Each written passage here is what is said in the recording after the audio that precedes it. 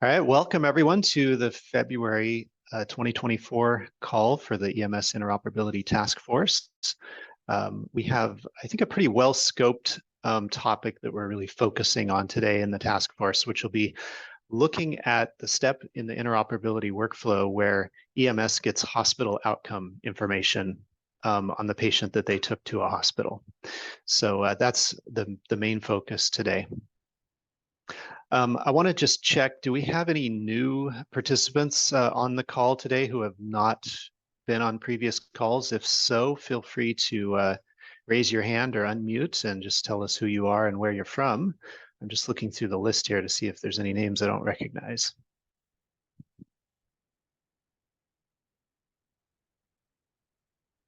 Okay, looks like we've all been here before. Great. As a reminder, as you saw, this meeting is recorded. It'll be posted on the NEMSIS YouTube channel, and so it'll be publicly available. So if anything comes up during the call that you need for some reason removed from the recording, just let us know. With that, let's kind of look at the overview here. So this task force has been going for about a year so far. We started last February with the first call, and we've pounded through a bunch of topics about EMS interoperability, and we're really coming down to the final stretch now. We'll probably, I'm guessing we'll have our last call in June of this year, but for the next few months, we're focused on looking at the actual clinical and operational information that's important to be shared in each of the steps of the workflow. So today we'll be looking at the last step where EMS gets hospital outcomes. So we're going to work backwards from there. So we're going to skip the call in March because the HIMSS conference will be happening that week. So we'll pick it back up in April, and we'll look at where EMS sends their report to the hospital.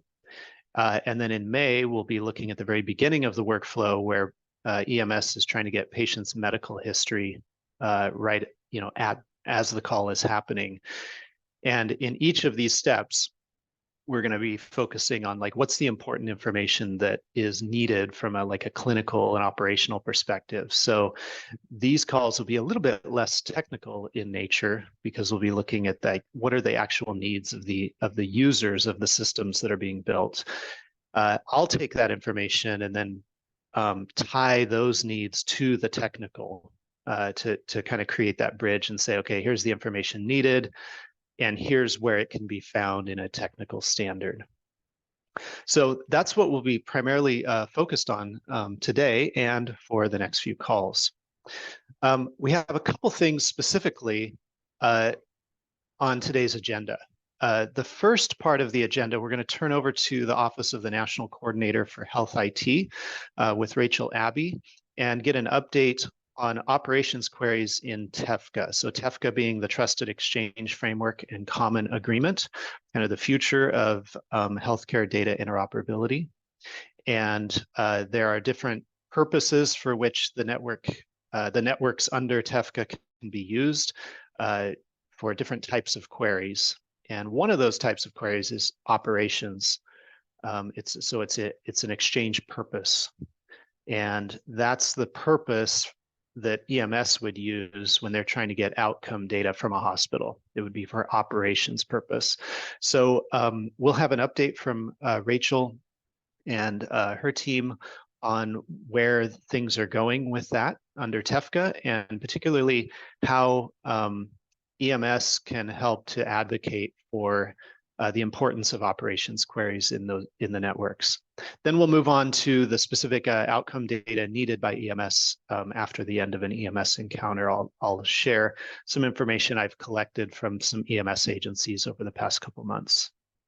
So ultimately, we want to hopefully answer these questions today. When and how will responses to operations queries be required in TEFCA? So that'll be the topic that Rachel and ONC will be taking. And then what pieces of information does EMS need on outcomes?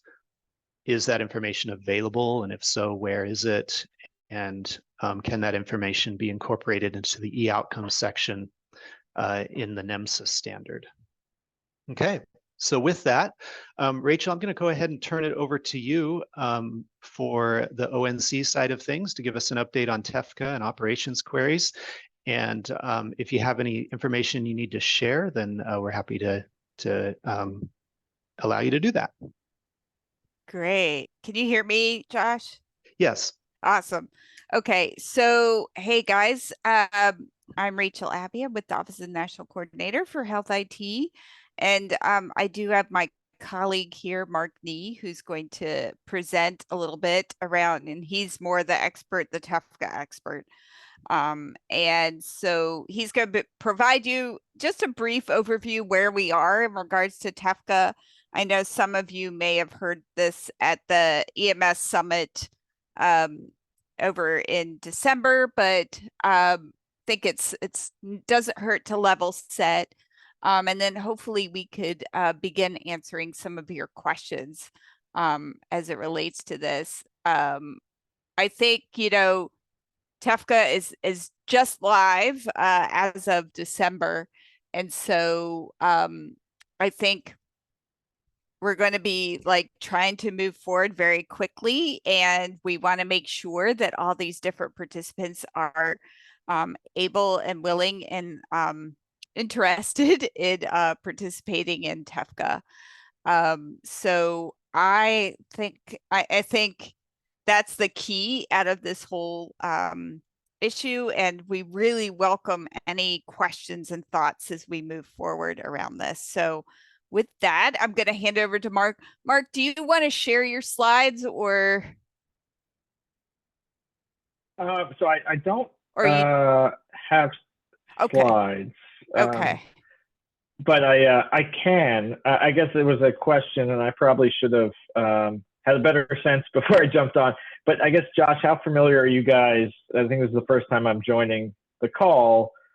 Would it be helpful to do like an overview of TEFCA and where we are, or is that overkill?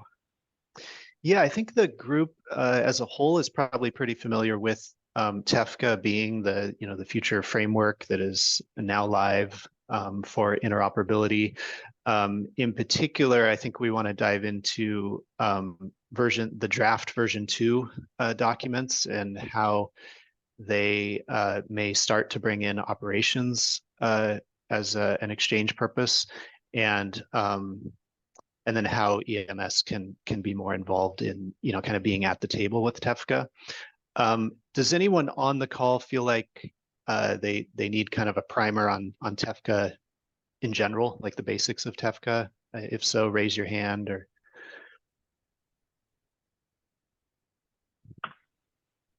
okay, yeah. So I think we're pretty good in terms of kind of the basics. Okay, and I will say, I mean, first, thank you for having me join. I guess maybe I'll just do an introduction. I'm the acting director of the Interoperability Division, Office of Policy.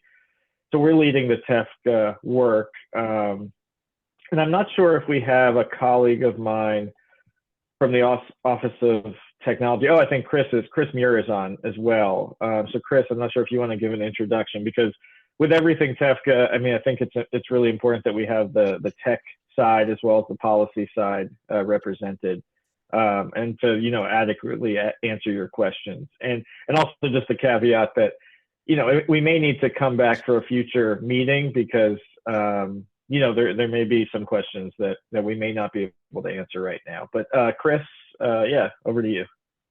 Yeah, just really quickly, my name is Chris Muir.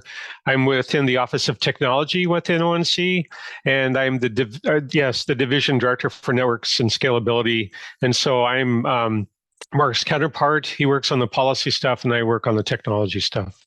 So back to you, Mark. All right, and I'll give a kind of another caveat as a lawyer.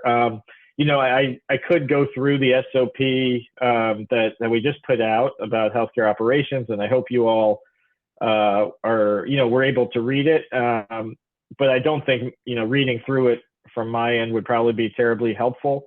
I will say that healthcare operations and relatedly the EMS use case is very important to us, and I've been working with Rachel very closely to really build out the EMS use case because from an office perspective, we really feel like it needs to be, interoperability is so key for that, for EMS information, and we want to make sure that TEFCA is being responsive to those needs. That said, I think there's still work to be done, and we are, working hand in glove with the RCE right now to build out the SOP and address feedback that we've received. So I guess one thing I'd like to say is I hope you all have provided feedback on that SOP and others, but if you have not, I think the RCE is still gonna, be accepting, feedback just generally throughout the year. So please reach out to the RCE.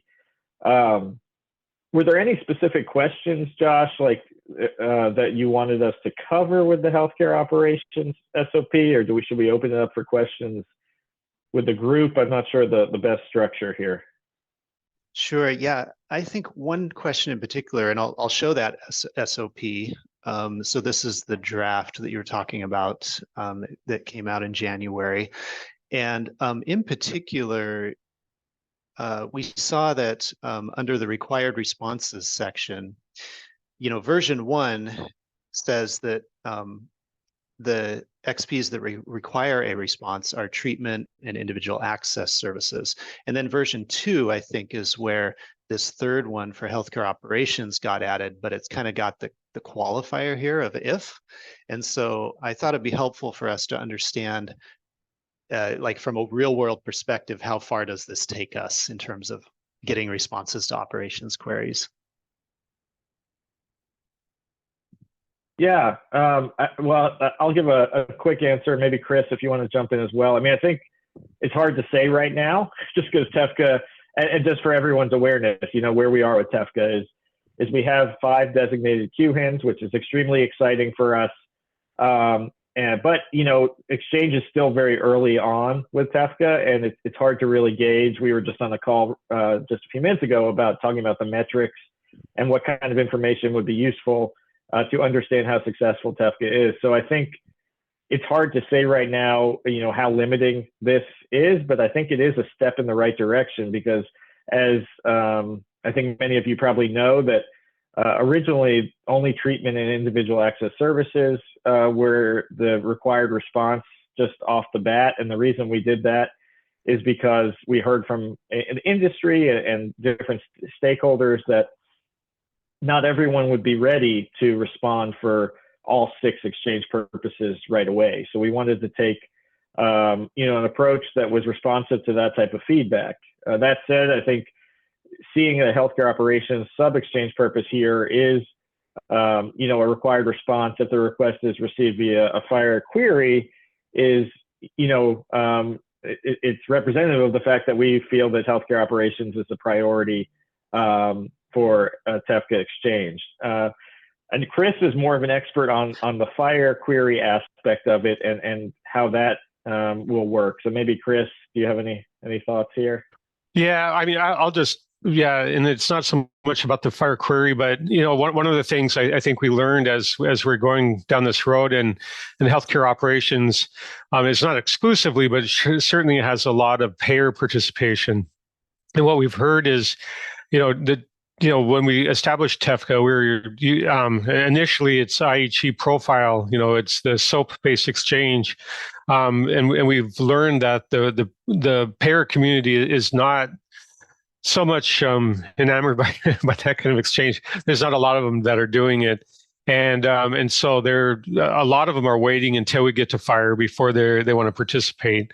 And so I think that's why we have the qualifier in there, because we're not really anticipating there being a lot of payers participating until we enable FHIR. And so I think that's what that's reflecting. And I think also, just a note that since this group, again, I think this is the first time I'm joining, but you guys are all focused on EMS, and I think we'd love to hear your perspectives on how we can support the EMS use case, and whether what we're doing right now with healthcare operations is responsive to what you need, or if there's anything else we can do to help.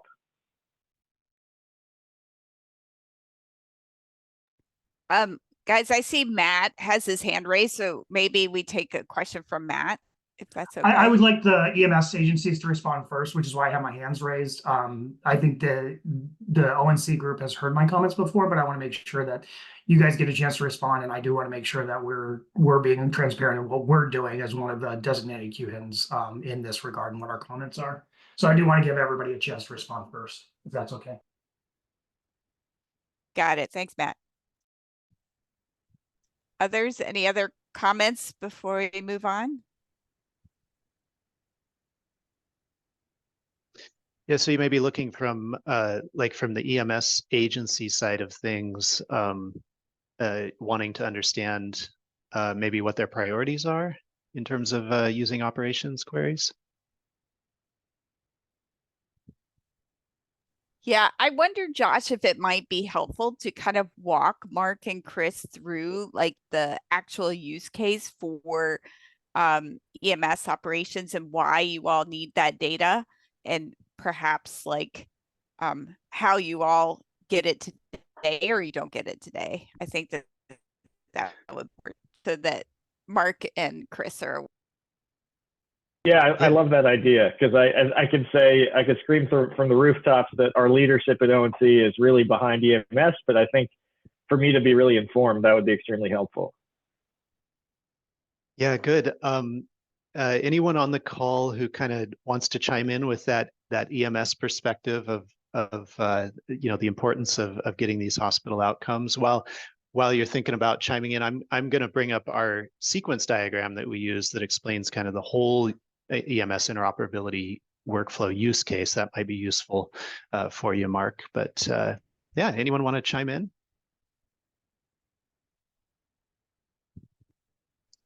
Josh, I'm willing to jump in on this one if you'd like. Great, thanks, Neil. So from the folks from ONC, thank you for joining us. Just a quick background, I'm clinical manager for a health system in New Jersey. We have a fairly well-developed health exchange with our partners at Zoll. Currently, we are getting, from the outcome perspective, information on disposition from the ER and diagnosis, as well as discharge information. Our biggest challenge, though, is because of trying to meet minimum necessary rules, we don't get all the information. Our system was built to try to balance all the compliance elements, where we are tied to a manual process that says, yes, patient arrived by ambulance. Okay, great. Now we can share this information. When we get all of that information, it also includes, or I should add that we get dispo,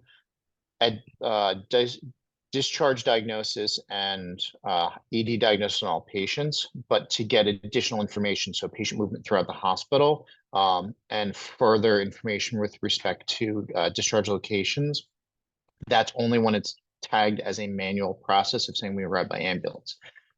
As an advanced life support agency, and even with our BLS providers, we really do try to utilize the information we're receiving to determine how we're treating our patients, what's effective, what isn't, how are we improving our outcomes. Part of that on the ALS side is statute for the state of New Jersey, but on the broad level, we are trying to really improve our medical care. And without that information, our hands are tied. It's, it used to be with small systems, we'd go to the ER, say, hi, I'm Neil, I'm the paramedic. How did, John Smith I brought in do? Now, both in the sense of we're a larger system and just the sheer volume we're doing, it's not practical. And with HIPAA laws and things like that, people are much more gun shy, and getting this information really becomes critical to improve how we practice medicine.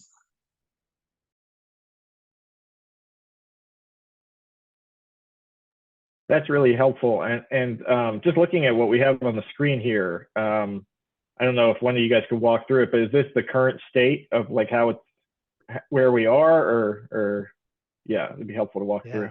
This is the desired state. And so the key steps here, and it That says makes health information. Yeah, health information exchange really could be a network. It could be a QHIN or any kind of health information network. So EMS, the ability to look up a patient, that's a piece we're figuring out. And then once they've identified that patient, then getting some medical history about that patient, that's a treatment query there, right? The exchange purpose is for treatment because EMS is right there at the patient's side. So that's required under TEFCA to respond to those queries. They'll utilize that information to treat their patient. And then in this particular workflow, we're looking at taking a patient to a hospital. That's a lot of what EMS does. It's not all of what they do. But if they took the patient to the hospital, then they can, the idea is that they can share their patient care report with the hospital. So the hospital understands what happened on the scene and during transport. And then— And that would, sorry to interrupt, but that would still be treatment, right? Yes, that one? that's right. Yeah. Yeah. And in Okay. fact, today, most of the time, EMS is actually pushing that data rather than the hospital querying for it. Then at the end, though, after the call has ended, it's getting that discharge information from the hospital that cared for the patient that EMS transported. That's the one that's the operations query, because EMS is no longer at the patient's side, and yet it's super important for EMS to understand, what was the final diagnosis? Did we miss a stroke, for example, or we thought it was, indigestion, but it was actually a cardiac issue, things like that, so they can understand how to improve their care.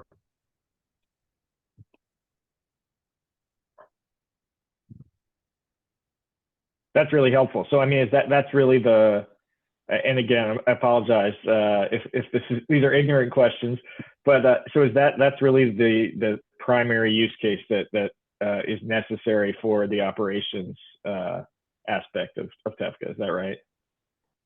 The Yeah, I think discharge, so. Right. Yeah. I think there's also a use for payment. So oftentimes the hospital has better payment info about the patient than what EMS has. So EMS likes to be able to do payment queries too. But yeah, operations is really focused on what was the outcome of my patient who I took to the hospital. Okay. This is extremely helpful. Thank you. Has anyone else on the call seen other use cases where the exchange purpose would be tagged as operations, but it's asking for data other than what was the patient's outcome from the hospital?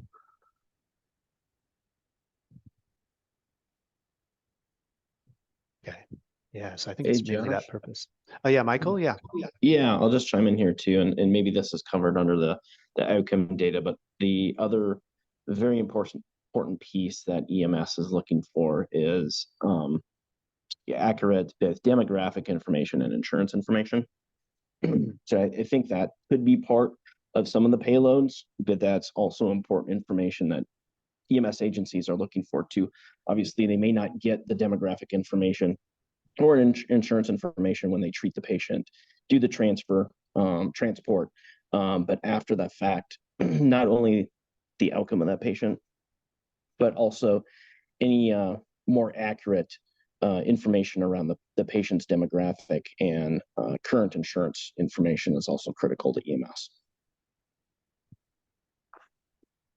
Yeah, I'd echo that and just say that when we're at the patient bedside or where, side of the road, we're focused on patient care. And that's really what we need to be focused on because there's such a limited number of resources. So that does become a critical piece after the fact.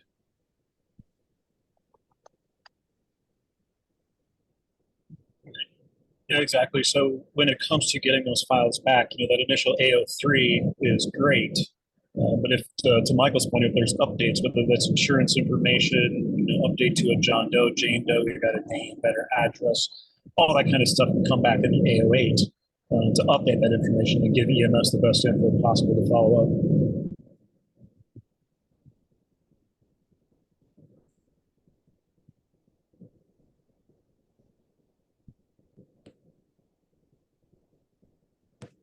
Looks like Dane from No2 might have a question or a comment. Hey, Josh and team. I think one of the other questions may have been embedded in your original question there, Josh, was other use cases. And there are other use cases outside of even EMS where we've seen this valuable. And that is good, for instance, might be a DME vendor. They provide supplies within the ED, and they are then, those supplies are pulled from a closet, splints, crutches, whatever it might be. they need then that information to bill, because the hospital doesn't own that stock. They took it out of stock from the provider that put that stock in that closet. So it's owned inventory by another company, and they need to bill for it.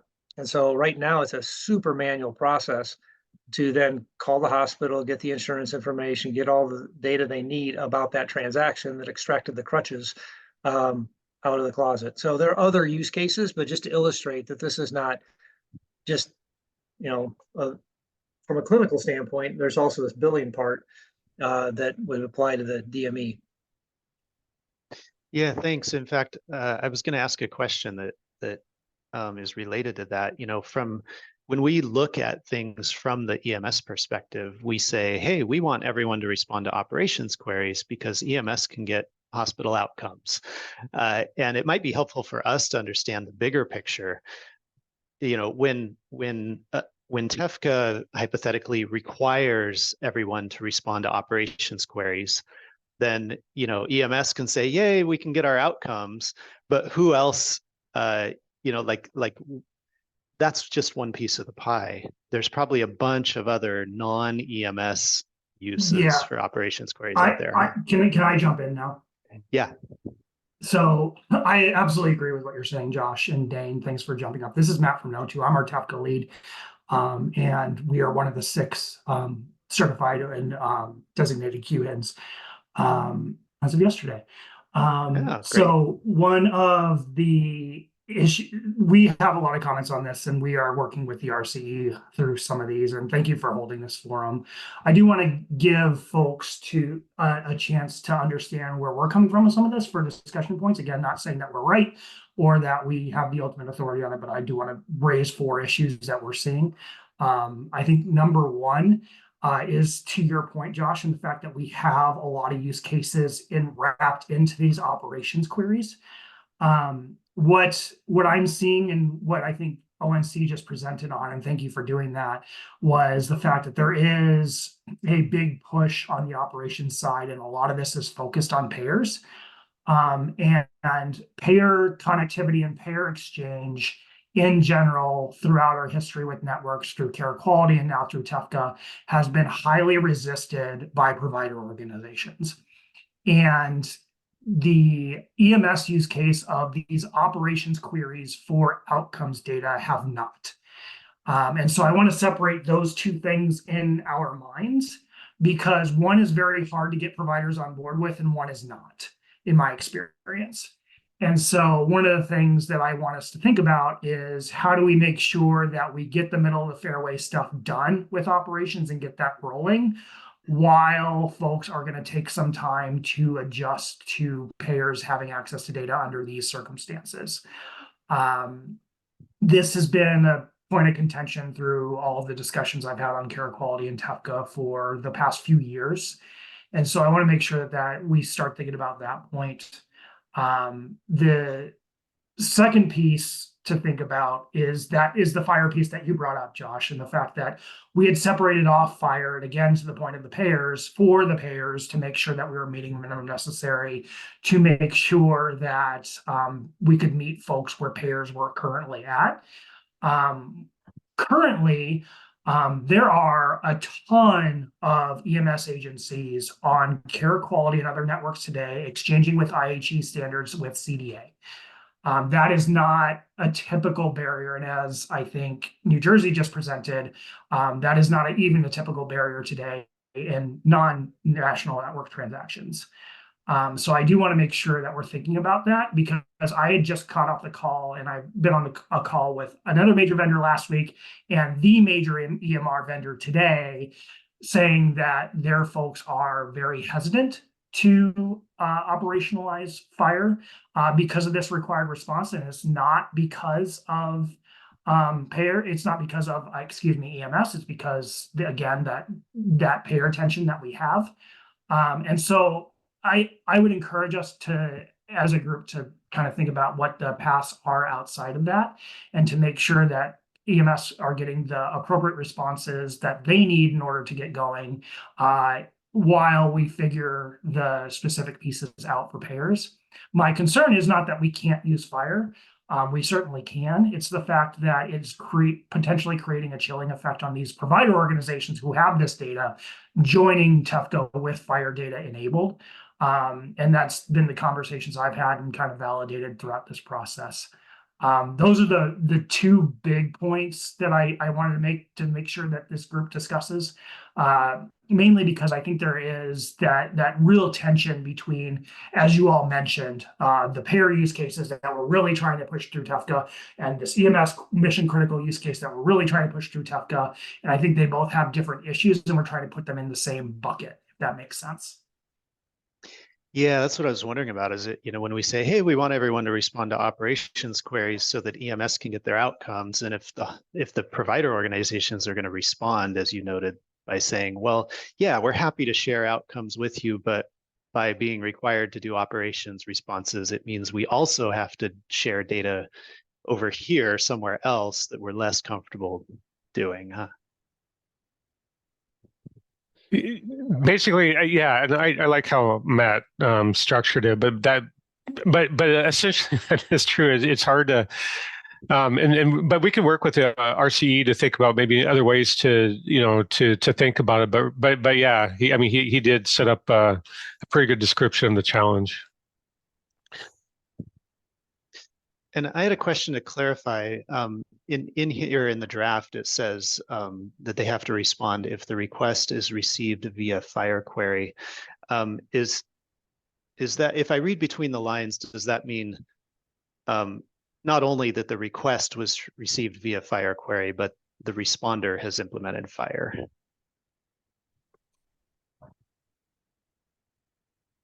I think you're right, Josh. Yeah, I'm just thinking, but I think that's right. Well,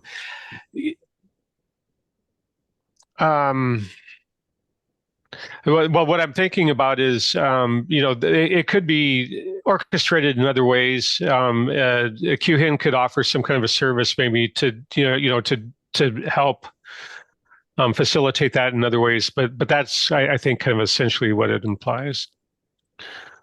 Mm-hmm. Yeah, it's kind of implying that both ends of the connection are FHIR. So yeah, we do get into that situation that I think Matt was touching on, where providers or participants might actually be hesitant to turn on FHIR because as soon as they turn on FHIR, they have to respond to operations queries. Is that did I state that accurately, Matt? Getting off mute, yes, you did.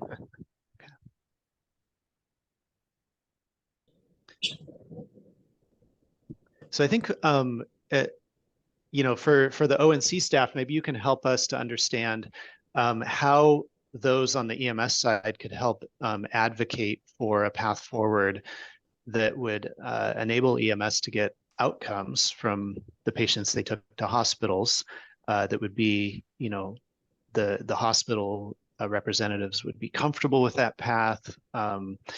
Just, I guess, ways to engage in the process to help figure things out.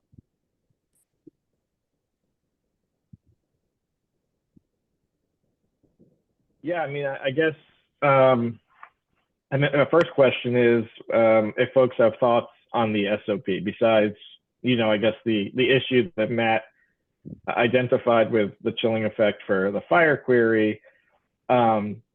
We've been working internally to try to figure out whether and how, to make it work for EMS. And I'm curious, one, if you guys have thoughts, and then if this doesn't seem like, for different reasons, to be exactly what is needed, I think there's lots of opportunities to work with us in the RCE. I know there was a healthcare operations work group that the RCE was leading. I'm not sure if any of you all were on that. But I think we'd be open to having more focused discussions with the EMS community to facilitate, the type of feedback we would need to really implement, the types of changes that you all want to see. Because, again, I'll be honest, I have been involved in some of the EMS work our office is doing, and I've been involved in all aspects of TEFCA. But for me, in my mind, I'm still trying to connect the dots on how we can be effective in implementing this for you all. Yeah, I'll just add, I mean, agree with, of course, with everything Mark said. I'm hoping that people, in addition to Matt, has also given the same kind of feedback. The more we hear, and then of course, the more, you know, we're, or I should say the RCE is, has that pressure to address. I mean, certainly, I'm sure Matt's given that feedback, and we'll have other venues to do that. But hearing from the EMS community directly adds a lot of weight to that. Yeah, And also just since Matt, go ahead. I was going to say, sorry to interrupt. I was going to say, also, I think with everything TEFCA, there's lots of different ways to look at it, because we're also trying to push fire as quickly and I don't want to say aggressively, but we've just been hearing from many that fire is the direction we need to go as quickly as possible. So I think for every instance where there is a chilling effect, and it's unfortunate, it sounds like that is the case here. I think others view the pushing fire as a good thing in other aspects of TEFCA. Yeah, and to be clear, I didn't say that was a showstopper. I do want to make sure that's noted. I do think you guys have your reasons for doing it, certainly. I just wanted to make sure to raise that point. Definitely understand where you're coming from. No, Matt, I think it's a great point. And I don't even know that I've heard that from you, even though I've been on a lot of calls with you. So I appreciate it. And TEFCA's, it's a living, growing type of network, and we need to hear this feedback to make it the best possible. And we're just trying to be as responsive and strike the right balance on all these issues. Yeah, so what are the best avenues for EMS to engage with the recognized coordinating entity, which is the Sequoia project? What are the best ways to engage? Yeah, so I mean, I guess the first one is really, hopefully you all read the SOP and you provided, written feedback to the RCE. There's also, they do, I can't remember if it's monthly I think it's monthly stakeholder calls with the public that they give updates, and they can take questions as well. They have the whole team on there usually, including the tech folks like Alan Swenson. And so if there are more focused questions you all have about how the exchange purpose would work for EMS, or if there are gaps, that's a place to do it if you're comfortable expressing those views in a public setting. If you're more comfortable having a more focused call, I think the RCE is always open to having smaller group calls, and I can help facilitate that. Happy to raise it with them. I talk to them multiple times every week. So just mentioning that there is interest in seeing, what they think the best way to deal with this is, whether it's a more focused call on EMS specifically, or, more of these calls on healthcare operations more broadly, and having EMS representation there to make sure that it fits in the picture they're drawing. Great, thank you. Yeah, those are some good options. Hey, Josh, this is Hadi. So I have had several discussions directly with Alan Swenson and Zoe Barber from Care Quality, as well as folks from eHealth Exchange, and of course our partners with No2 and Commonwealth, to try to understand kind of where everybody is at. And it seems like we're all kind of in the same boat, where this is sort of, it's on the radar, not necessarily on the roadmap. Lots to do with the QHINs and testing and getting all that kind of stuff set up. And I think that's what we were hoping in engaging with ONC. We've been trying to figure out, is there some kind of a profile that, as part of the SOPs, that we could work with the QHINs and Care Quality to have something that's EMS specific, knowing that we've got sort of that chilling effect from the payer side of things.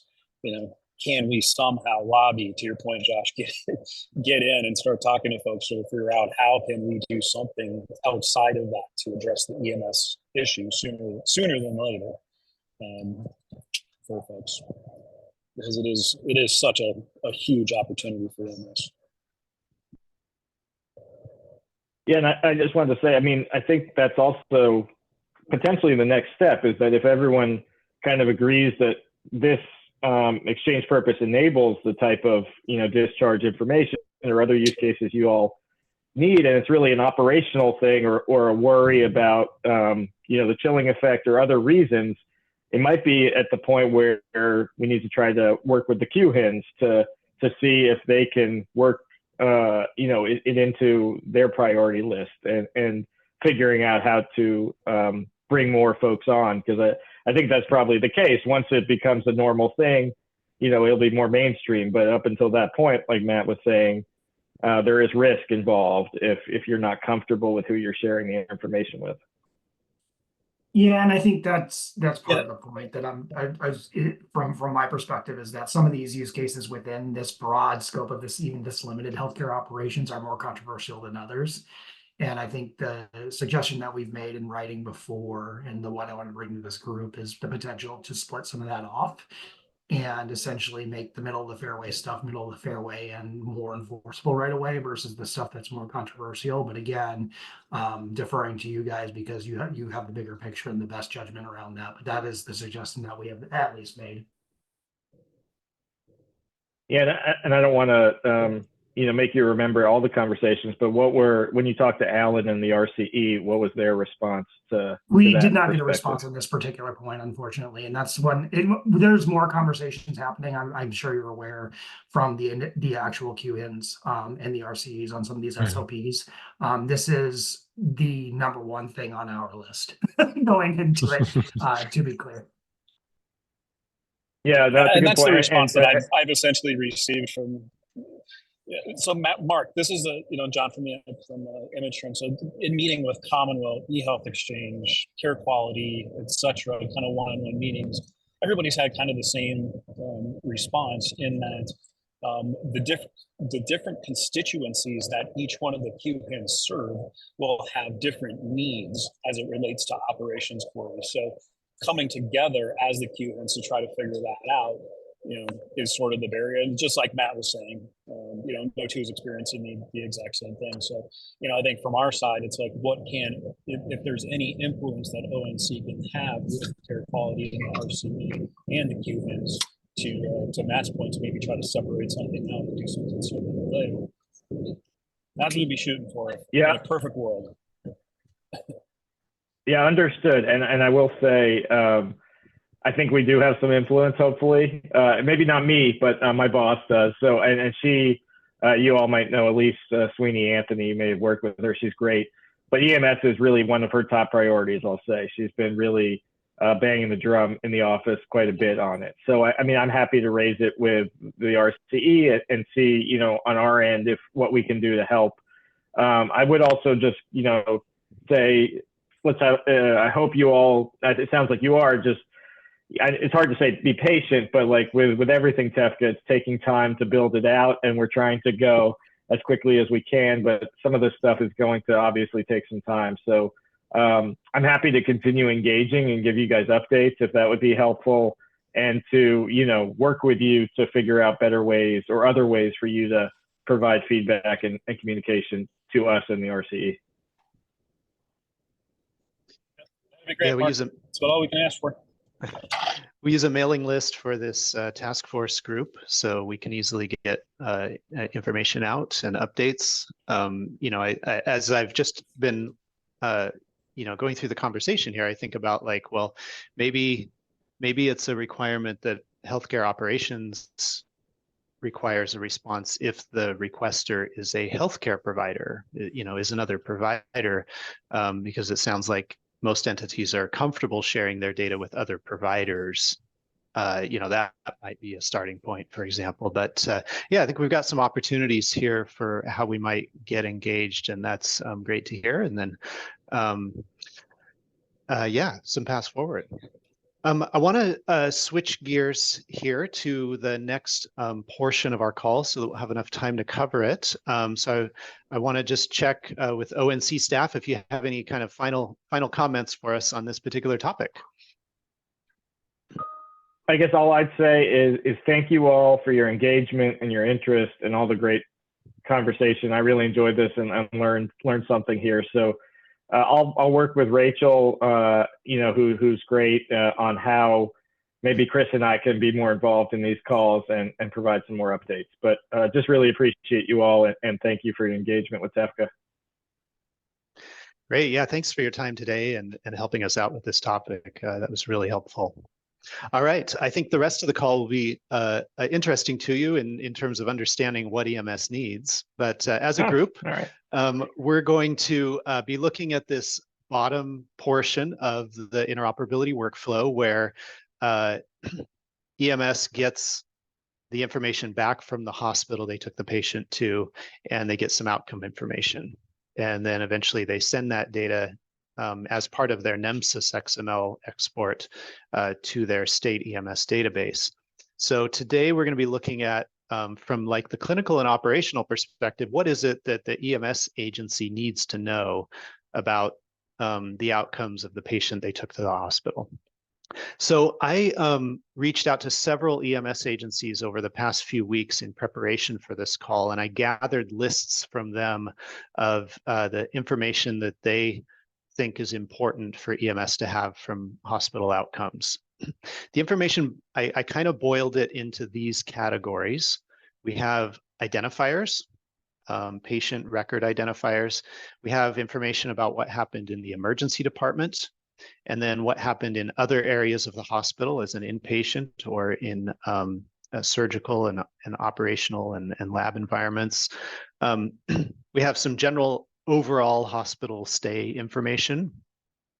And then I also got lists that included insurance information, demographics, and medical history, which we heard a little bit about already from Neil today, saying, hey, you know, we treat the patient, and oftentimes it's not till after the call that we have a chance to get this information.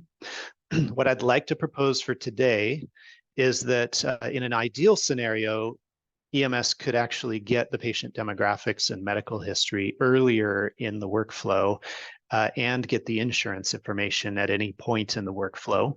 So I'd like to defer our discussion of those categories to a subsequent task force call where we'll be discussing those earlier steps in the workflow.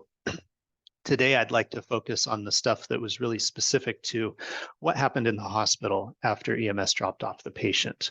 So I have, I've made 4 slides, 4 lists for these 4 categories. I want to go through each of these and get input from all of you in a couple different ways. One is, as you look through what's on the list, do you see priorities, things that we should say are more important for EMS to get? And then number 2, are you aware of gaps in the underlying data standards where, yeah, it'd be nice to have that info, but just nobody's actually, it's not in the data anywhere. So, you know, any barriers in that sense.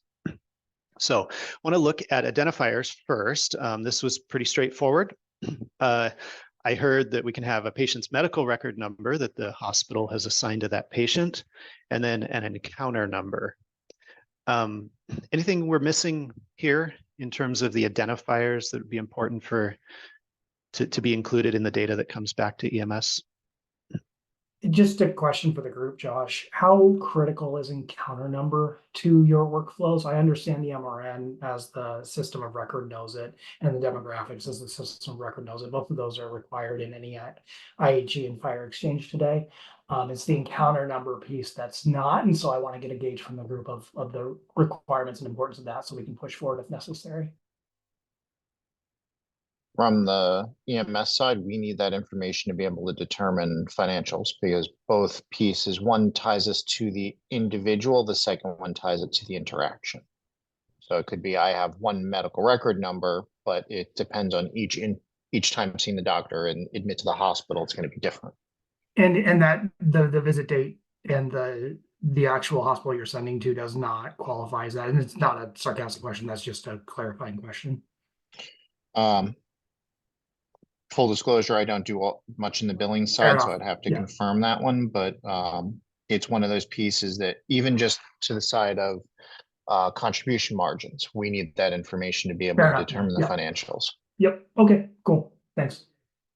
Yeah, it's just something that we're going to have to push from a big network perspective. So thank you. Okay, so that's a bigger, maybe a challenge there, getting the encounter number. Hey, Matt, I have a question on that. So from the facility and admission date, what were you thinking about those being needed for? To identify a particular encounter, versus Identify. just having an encounter number there, because that I'm looking at what is available technically now that you can Yeah. use versus Yeah. what can be available in the future, which would be encounter number. I know some folks provide encounter number identifier today, a Yeah. lot don't, and so that's where my tension is. And that was just top of brain. That's what we could potentially use today, and that probably shouldn't have just been said out loud versus just understanding the encounter number need. So definitely appreciate those thoughts there.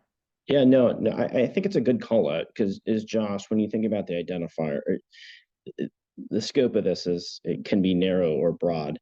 So are we thinking identifiers are the pieces of information that the EMS clinician needs to get and include in their EPCR in order to provide both the linkage if we're sending data, or like Neil mentioned, for billing purposes? Because I would agree with Matt, on the EPCR record, hopefully we are collecting the destination the patient was transported to, the arrival at destination time, or the patient handoff date and time. Theoretically, those could be included as identifiers. I mean, they are captured in the EPCR.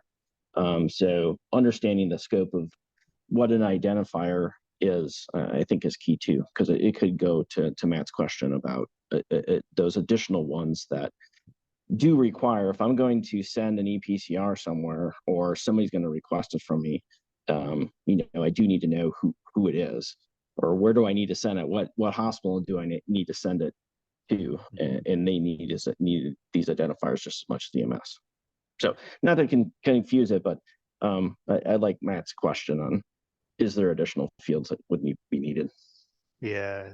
So this is, after the call has ended. So EMS and the hospital ideally have already established a relationship, handing off the care of the patient. And now EMS asks for the hospital, say like a discharge summary or a continuity of care document that comes from the hospital. And do they need, what kind of identifiers do they need in there? They probably need enough to make sure that they've connected that to the right record in their EPCR system. Yep. So if EMS is going to query that operational query, I need to know where to go to, like what hospital on the network, what OID, which theoretically they have already, EMS has already, and then passing these identifiers in. Admission date and time or patient handoff date and time is critical too, depending on how encounter number is used as well. So the other part with that is standardization, because we have a very robust system within our health network, our 12 hospitals, and we have some partnerships with some other surrounding health networks. But if I go outside of those networks, we fall flat. Yeah. Okay.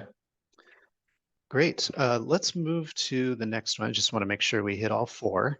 So from the emergency department, what I heard from the EMS agencies is that they would like to know when the patient arrived and left the ED, what the admitting and discharge diagnoses were from the ED, and procedures that were performed in the ED. And then the ED disposition, like were they admitted as an inpatient, were they sent home, whatever.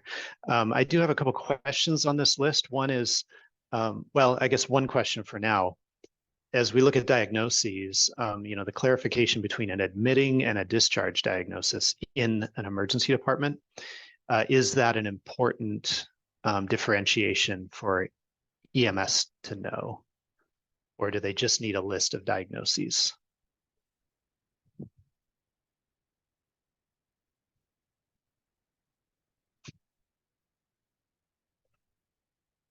Hey, Josh, it's Doug. I just think one list, I don't know it matters to have both, because I'm assuming the admitting would probably be, it just for the emergency department, would be similar to what EMS states they're bringing the patient in for until the physician actually gets to evaluate them. The only other comment I have is the ED procedures. We get this back from time to time. No one's doing anything with it. So I don't know if there's a lot of value in it. I like it, but I don't know if there's value in someone actually using the data for any purpose. Okay. I would say it's probably better to ask for ED procedures and just not do anything with it at this point, kind of selfishly. It's something that they're generally required to provide anyway through USCDI and other standards. So if you're going to use it in some cases, I would just say ask for it. Yeah, from the clinical perspective, I could see this being very useful for, excuse me, determining, appropriateness of care. Did we delay something that should have been done because it was done as soon as they arrived in the ER, or is it something that didn't happen until days later on an admit? Okay.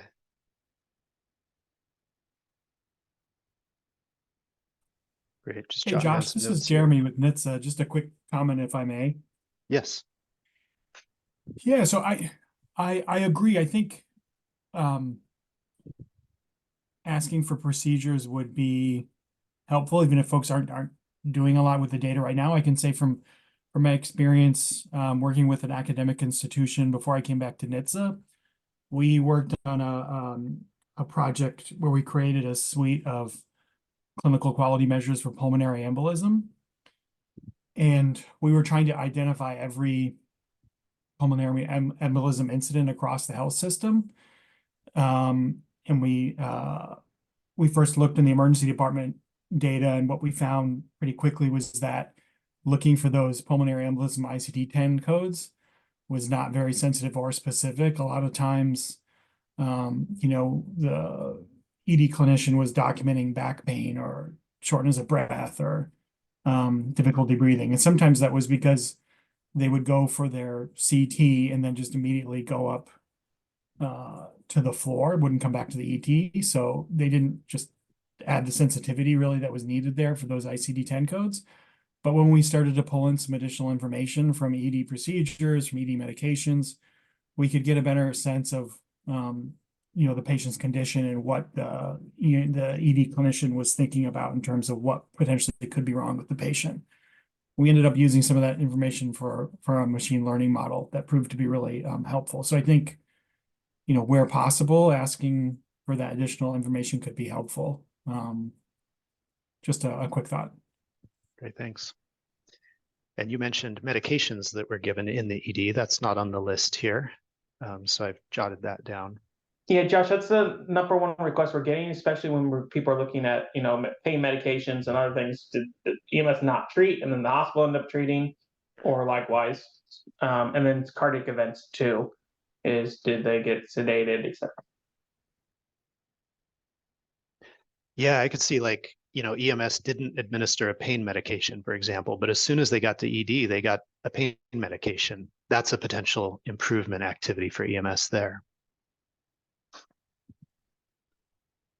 Other things that are maybe missing on this list that are important to know from the ED portion of the patient's hospital encounter.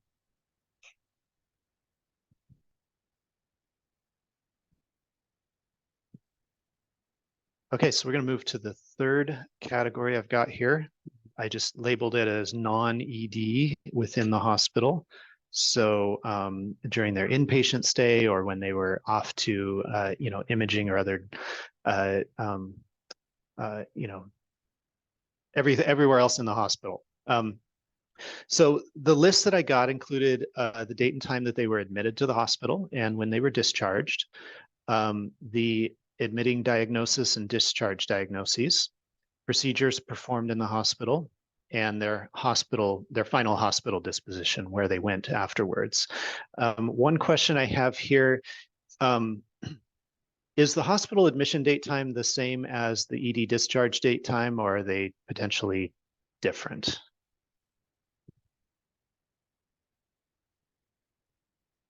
They can be potentially different, Josh. This is Catherine.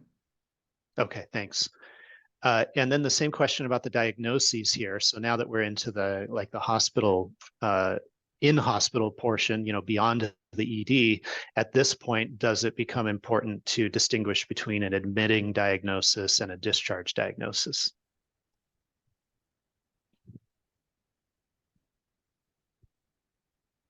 Again, yes, it does, because some things don't present in initial interactions. It takes time to develop. So maybe they were septic and we didn't get the blood work back and they were admitted within an hour. that the content can be very different.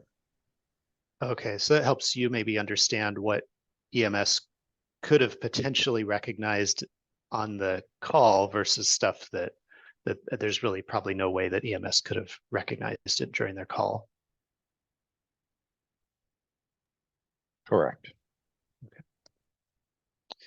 Would we also add hospital administered medications to this list like we did to ED?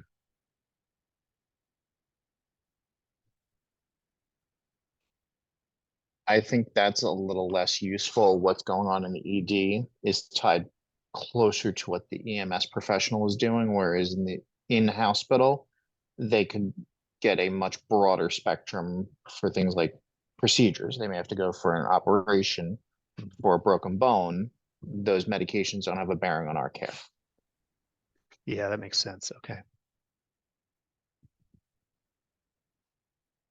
I'm going to flick to the next one because it's kind of overall hospital stuff. And I'm afraid if I ask if what else we should add to this list, I'm going to get things that are actually on the next list. So I want to show you that one and then ask that question of what we're missing. So hospital overall, I did hear vital signs, length of stay, treatment plan, patient movement, which would be, they went from here to there, and then they went to this other place. So that would be a series of messages indicating the movement within the hospital. If they died in the hospital, then the date and time they died, any discharge instructions that they received, and any medications that were prescribed to them upon discharge. So let's talk about this list. And I'm particularly interested in priorities here on this list because there's really kind of a lot on this one. So what's important to EMS to know from what's on this list? All of it, or are certain ones more important? Josh, when vital signs, is that the vital signs for the overall stay at the hospital, every set of vitals? I think that's an open question. I think one of the lists I got was saying like initial and final set of vitals, or maybe we just do the initial set in the ED or whatever the first set was. I'm not sure. Okay, that's just a lot of data. Yeah.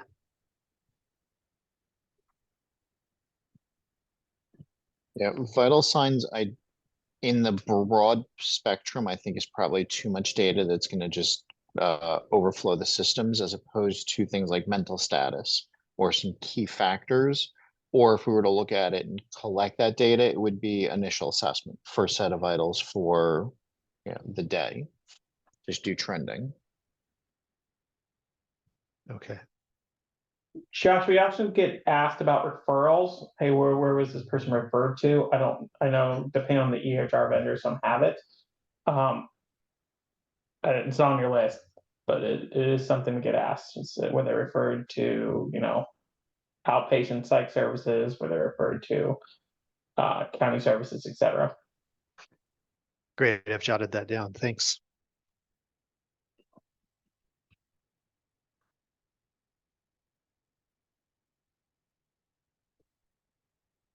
Other thoughts on what is most important from this list?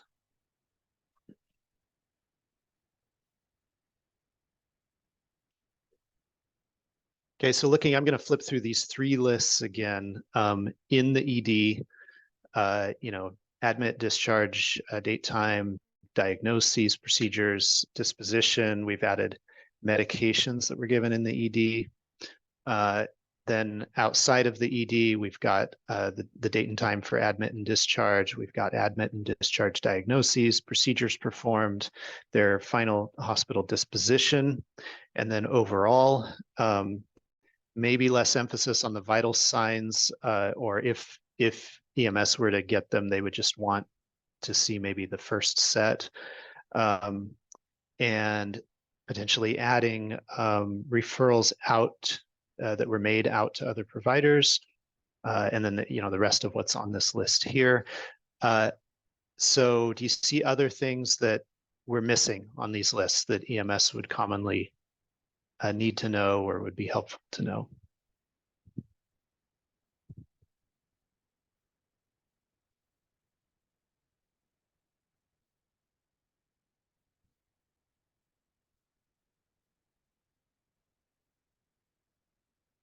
Okay. Well, I hope we covered them. That looks fairly straightforward for the most part. I think just a few areas that might be a little sticky. So that's great. Just to let you know, kind of next steps.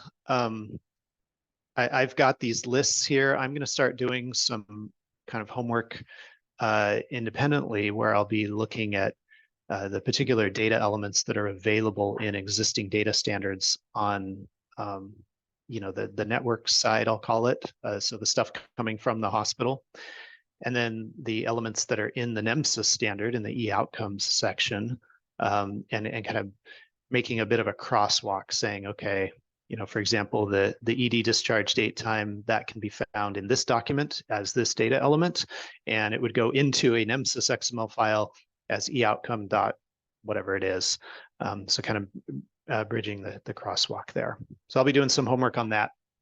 And then the goal is to put out some resources published by the NEMSIS TAC for those crosswalks and mappings.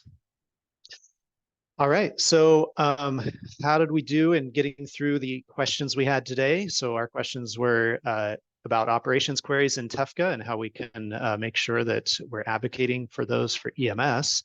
And then what pieces of outcome data does EMS need?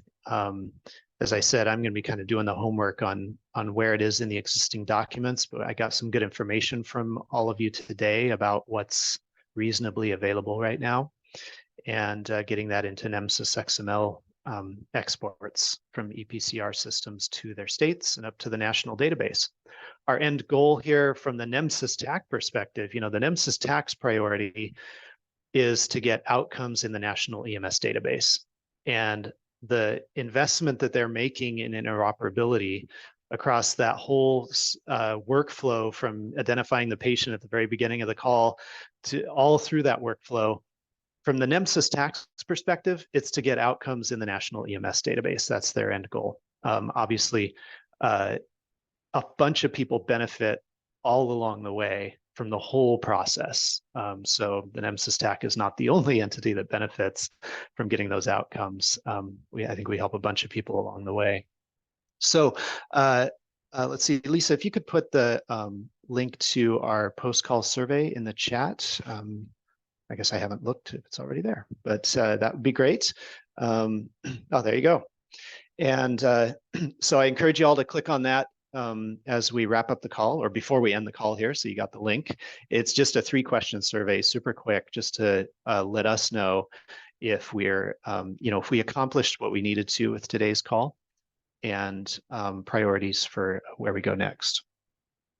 Okay, so as we wrap up today's call, couple things. Do the survey.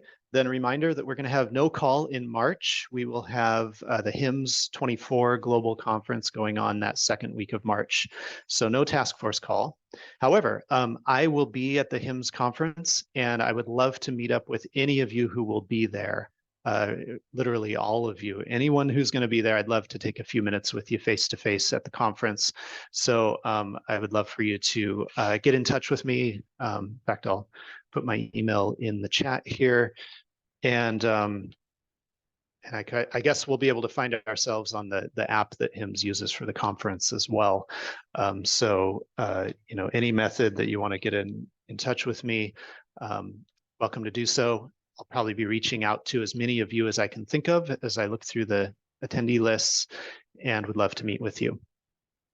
Then we'll come back in April, second Thursday of April, same time, same link. And we're going to be looking at that step in the workflow where EMS shares their report with the receiving hospital. And we're going to identify, we already know all the stuff that's potentially in an EMS patient care report. That's the NEMSIS stuff, so we're well versed in that. But what does the hospital need from that report? They probably don't need all 500 and some data elements. So we'll be identifying the specific pieces of information that the hospital needs. All right, so with that, I think we're wrapped up for today's call. I really appreciate the participation from all of you and the contributions you made today. I'll see some of you, hopefully, or a bunch of you at HIMSS, and then all of you again in April. Awesome. Thanks, Josh. Thank you. everybody.